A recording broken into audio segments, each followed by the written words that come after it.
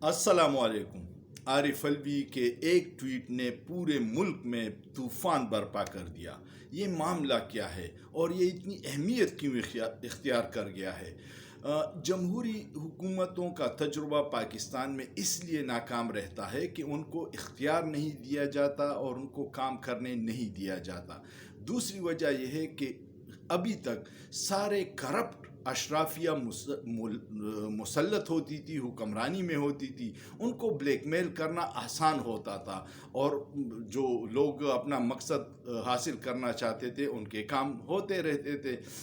सदर आरिफ अलवी के पास पिछले जो असम्बली अभी गुजरी है, जो पाकिस्तान की बदतरीन कारकर्दगी वाली हुकूमत थी, जिसको आप सब मान रहे हैं, उनके अपने लोग मान रहे हैं कि इससे बदतरीन असम्बली, इससे बदतरीन हुकूमत 75 साल में नहीं आई। लेकिन अब हुआ क्या, उसमें धड़ाधड़ बिल मंजूर हो रहे थे और एक दिन शाहिद खाकान अब्बासी जो मुस्लिम लीग नून के सीनियर रहनुमा हैं और साबिक वज़ीर आज़म हैं, उन्होंने कहा था कि इनमें एक भी अवाम के मुफाद का बिल नहीं है, बल्कि अवाम को जकड़ने के बिल हैं सारे, जिसमें अवाम पे महंगाई का अजाब है, इंसानी हुकूक की खिलाफ वर्जियाँ हो रही है, इंसानी हुकूक सलब हो रहे हैं। ये सारी कानून साजी थी। आर्मी एक्ट में तब्दीली थी, सीक्रेट एक्ट में तब्दीली थी। उन बिलों पे सोसाइटी के मुख्तलिफ तबकात को शदीद तहफ़्फ़ुज़ात थे और ये जो सारे मेंबरान असम्बली हैं उनसे बार बार कह रहे थे कि उस बिल को इतनी जल्दबाजी में पास मत कीजिए। ये फिर जब सदर मुमलिकत के पास आ गए तो सदर मुमलिकत के पास कानूनन इख्तियार है कि वो बिल को वापस भिजवा दे या फिर 10 दिन बाद वो ऑटोमेटिक कानून बन जाता है, दस्तखत न भी करे।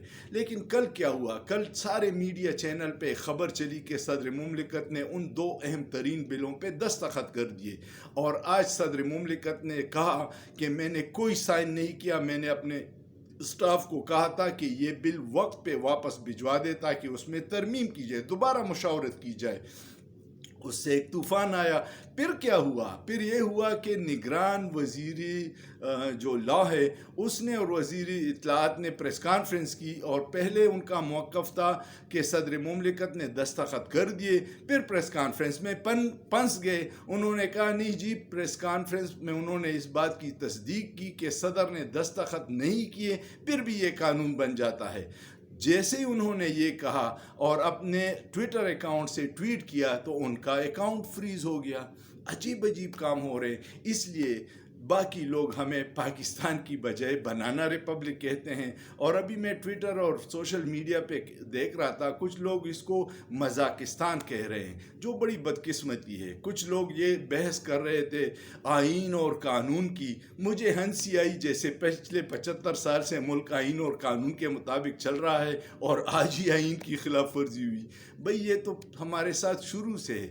अगर आइन और कानून पे मुल्क चलता तो आज हम कोड़ियों के मोहताज होते, हम चांद पे पहुंच चुके होते। इतने वसाइल हैं, इतना खूबसूरत मुल्क है, इतना टैलेंट है, लेकिन आइन और कानून को हमने रद्दी की टोकरी में डाला है। जब अपनी ज़रूरत होती है आइन को मोम की गुड़िया बनाई हुई है उस तरफ मोड़ देते हैं। यही बदकिस्मती है। आवाम के लिए कुछ नहीं है, एक ख़ास तबका है अशराफिया, उसके मफादात के तहफ़्फ़ुज़ के लिए हर कानून है, हर आइन है और आवाम को बेदर्दी से दबाया जा रहा है, लूटा जा रहा है, महंगाई में पिस रही है, अवाम खुदकशियाँ कर रही है, बिलों के सूरत में लूटा जा रहा है और अवाम कुछ नहीं कर सकती।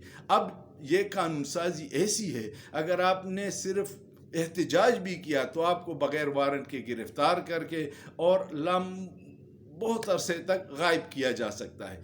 ये चीज़ें नुकसानदेह है माशरे के लिए। जुल्म से सिर्फ नफ़रत बढ़ती है, मोहब्बत से और इंसाफ से मोहब्बत बढ़ती है। खुदारा मोहब्बत कमाइए, नफ़रत तो कमाना बड़ा आसान है। सिर्फ जुल्म कीजिए और सब आपके मुखालिफ हो जाएंगे। मुश्किल काम, मेहनत वाला काम इंसाफ करना है, जिससे मोहब्बत पैदा होगी। सोचिए, सोचना जुर्म नहीं है।